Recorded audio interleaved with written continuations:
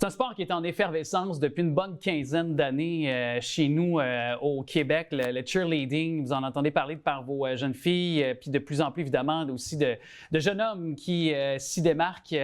On va parler avec Janie Lapierre, qui est entraîneur en cheerleading, mais aussi qui est fondatrice du balado, le Kicks Cheer Podcast. Janie, salut! Salut! Merci d'être là. Toi qui es entraîneur, qui a vu le sport évoluer depuis au moins une bonne décennie minimum, est-ce que je me trompe, mais c'est un sport qui, depuis un 10-15 ans, dans cette fenêtre de temps-là, a explosé en termes de popularité? Oui, bien moi, ça fait 23 ans que je suis dans le cheerleading, donc depuis les années 2000, depuis le début des années 2000.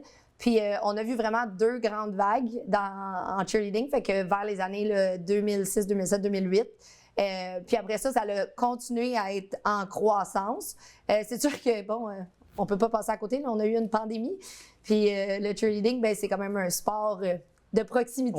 Oui, quand même. C'était pas le sport de prédilection pendant ce temps-là. Mais en fait, cette année, ça a été la plus grande année au niveau de l'inscription des athlètes en cheerleading. On est plus de 12 000 athlètes fédérés cette année. Puis c'est vraiment un sport là, qui est de plus en plus connu aussi. Les mauvaises conceptions du sport se défont tranquillement. Qu'est-ce qu'il y avait comme mauvaise conception? Bien, habituellement, quand tu dis cheerleading, la première chose que tu relis, ou en tout cas que les gens relient, c'est vraiment les pompons sur le sideline du football. Fait qu'habituellement, souvent, tu vas dire « Ah, je fais du cheerleading », puis ils vont dire « Ben, pour quel sport? » Puis je dis « Non, on est un sport à part entière. On est notre propre sport. On a nos propres compétitions. » Il y a des championnats mondiaux. Oui, absolument. Fait que c'est ça. Mais de plus en plus, justement, avec les championnats du monde, avec le fait aussi qu'on est vraiment très bon au Québec, puis qu'on a beaucoup d'exposure, ben là, ça fait que notre sport est plus connu. Puis maintenant, quand tu dis « Ah, je fais du cheerleading », là, les gens commencent à dire « Ah oui, tu lances des personnes dans les airs. » Oui, c'est ça que je fais. Ben justement, là, expliquons ce que c'est. Je pense que tout le monde a une bonne idée, là, peut-être, là, mais concrètement, qu'est-ce que c'est le cheerleading? Ben c'est ça. Fait que dans le fond, c'est un sport, mais qui regroupe beaucoup d'éléments. Donc, la partie la plus importante, c'est les portées. Donc, on lance des personnes dans les airs, on va faire des stunts et des pyramides. Donc, des stunts, c'est une personne dans les airs, des pyramides, c'est plusieurs personnes dans les airs là, qui vont être connectées. Comme un château de cartes, là, si on fait l'image. Là, Il y a aussi un grand aspect de gymnastique. Donc, on fait les mêmes éléments là, que vous allez voir en gymnastique, mais au sol. Fait que nous, on se concentre qu'au sol.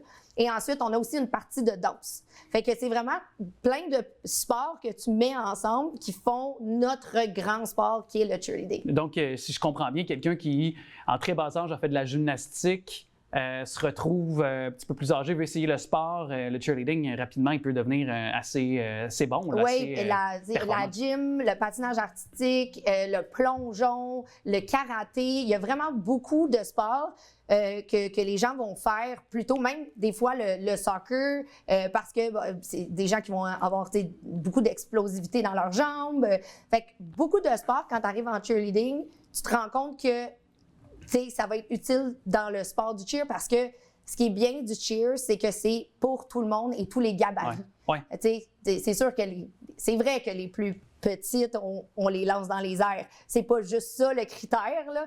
Puis c'est pas vrai que tu as besoin d'être super flexible pour être un bon ou une bonne cheerleader. Mais en même temps, ça prend des personnes plus fortes physiquement, plus grandes. Les grandes personnes, là, c'est des personnes qui tiennent en arrière, ça donne plein de stabilité. Les garçons, ben, ça nous donne plein d'auteur. Fait que c'est vraiment pour tout le monde. Puis je pense que c'est ça qui fait que notre sport est rassembleur, parce que c'est pas un type de personne, c'est pour tout le monde. C'est un sport complet quand même, là. Tu l'as évoqué, les aptitudes que ça prend quand même qui sont très vastes, puis de plus en plus, on le disait avant de porter évidemment plus loin la conversation puis être devant les caméras, mais il y a de plus en plus de jeunes hommes qui s'inscrivent aussi. Oui, bien justement parce que c'est de plus en plus connu comme pas étant du sideline, de pompon, mais vraiment un sport physique qui demande beaucoup. Puis on a aussi une partie de notre sport qui est vraiment qui s'appelle le co-ed, donc qui est des portées juste goffées. Et ça, c'est des bons challenges là, pour les gars qui veulent faire du cheerleading. C'est qu'au lieu de monter une barre, là, mais c'est que tu lances une fille et tu la rattrapes toi-même. Là. C'est un bon défi. C'est le fun d'être avec les gens. C'est physique, mais c'est mental aussi un peu quand même, le cheerleading. J'imagine qu'il faut que tu aies une bonne force mentale. Oui, c'est sûr que c'est comme n'importe quoi. On a des compétitions, donc puis les entraîneurs, puis les clubs qui ont du cheerleading ou les écoles qui ont du cheerleading, de plus en plus aussi dans nos formations de coach, on apprend à bien préparer mentalement nos athlètes. Comme dans tout le sport, je pense que la préparation mentale, maintenant, c'est rendu très important. Fait que c'est sûr que si tu n'as pas confiance en toi, si tu n'as pas confiance en tes bases, ben c'est sûr que ça devient un peu plus difficile, mais tout ça, ça se travaille. La confiance en toi, la confiance en équipe, tout ça, ça se travaille. Puis, ben, ça part des entraînements, ça part des entraîneurs. Fait que, oui, c'est au premier plan maintenant. Je t'écoute depuis tantôt, puis je pense que je sais pourquoi te porter plus loin avec un balado. Tu es une véritable passionnée de cheerleading, ouais. mais quand même, pourquoi c'est important pour toi? Parce que je pense que c'est un des rares balados qui est ancré sur le cheerleading, au moins au Canada. Là. Ben, c'est le premier balado francophone de cheerleading au monde. OK. En fait, puis je crois qu'on est encore le seul. Et des balados du style que nous, on fait, je pense qu'on est 2, il y en a un autre américain, puis on n'est pas dans le même style de balado. Nous, dans le fond, on est 3. Moi, je suis collaboratrice. On a 2 animateurs, puis on reçoit une personne à toutes les 2 semaines. Sinon, l'autre sujet, c'est le sujet à Janie. Fait que je fais un sujet pour moi et un sujet avec un invité. Puis ça, c'est pas le style. Fait qu'on a vraiment un style unique, je pense, dans notre type de balado. Puis, ouais, c'est ça. Puis, on est bien contents de ça. Et pourquoi c'était important pour vous autres de lancer ce balado-là, de le porter aussi sur les plateformes? Bien, je trouvais que depuis quelques années, il y avait beaucoup de désinformation, de mauvaises informations qui circulaient sur notre sport. Puis, j'avais beau répondre, bon, tu sais, des fois, c'était sur les médias sociaux. Puis, j'avais beau répondre à un commentaire, mais ça fait, tu sais, ça dure 3-4 jours, puis après ça, ben, tu sais, ça se perd. J'aimerais ça expliquer le sport, j'aimerais ça démystifier des sujets, tu sais, juste... Comme lesquels, par exemple? Ouais. Les qualifications du monde, comment ça fonctionne, tu sais, le type d'entraînement, pourquoi c'est important d'être présent aux pratiques, après ça, comment ça fonctionne être un juge... on est rendu à 20 épisodes, là, fait que j'ai quand même, tu sais, est-ce qu'on va avoir le cheer aux Olympiques? Si oui, ou sinon, pourquoi? Parce que c'est encore présentement, c'est pas encore homologué, c'est-à-dire qu'on n'a pas encore de présence aux Jeux Olympiques? Non, on n'a pas de présence officielle. On pensait bien que Los Angeles aurait été notre tremplin. Finalement, on n'a pas été accepté. Ça a été un gros coup pour nous. Puis là, c'est sûr que l'Australie 2032, on espère être dans les sports invités. On est reconnu, on a toutes les reconnaissances nécessaires là, au niveau canadien, international. Maintenant, il va s'agir d'une entité de dire, OK, on rentre le cheerleading. Puis après ça, ben là, de sport invité, de devenir un sport régulier. Ouais.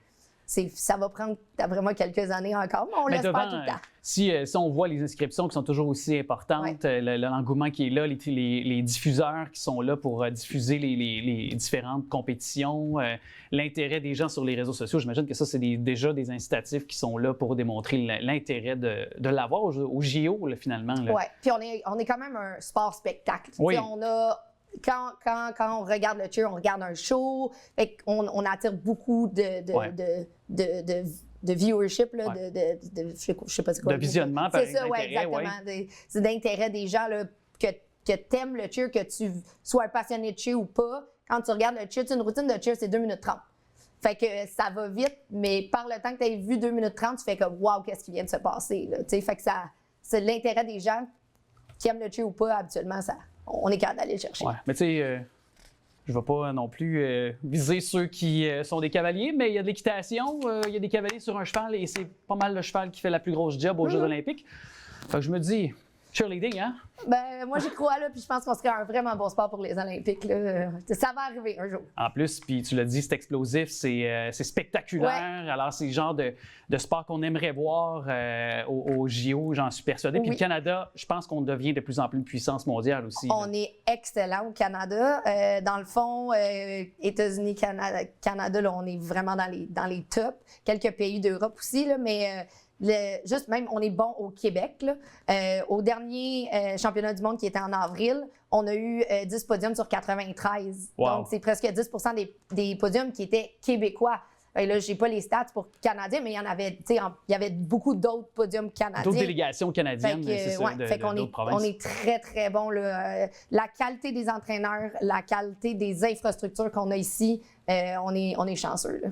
Alors, on va écouter ce balado, d'ailleurs, qui est très dynamique, comme tu l'as été avec nous, soit le Kicks Cheer Podcast. Merci beaucoup, Janie Lapierre. Merci.